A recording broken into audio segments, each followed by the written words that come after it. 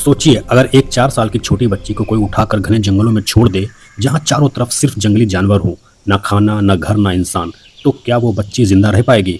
लेकिन दुनिया में एक लड़की ऐसी भी थी जो सिर्फ जिंदा ही नहीं रही बल्कि 20 साल तक जंगल में जानवरों के बीच पलती रही। ये कहानी है मैरिना चैपमैन की। 1950 के दशक में कोलंबिया के एक छोटे से गांव में एक छोटी बच्ची रहती थी। उसका नाम था मैरिना। एक दिन जब वो घर के बाहर खेल रही थी, अचानक कुछ लोगों ने उसे किडनैप कर लिया। लेकिन कुछ समय बाद उन लोगों ने उसे घने जंगल में छोड़ दिया।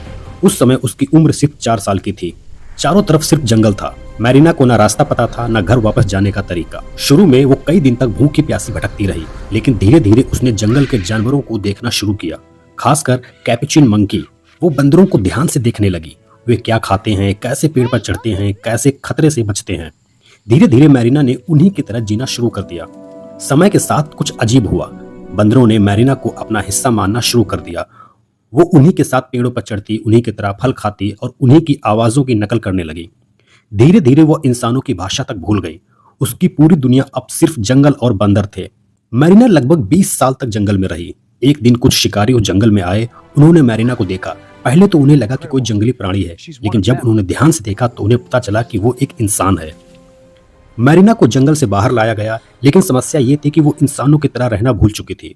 उसे कपड़े पहनना, बात करना, सामान्य खाना खाना, सब कुछ फिर से सीखना पड़ा। धीरे धीरे उसने नई जिंदगी शुरू की। बाद में वो यूनाइटेड किंगडम चली गई और वहीं रहने लगी।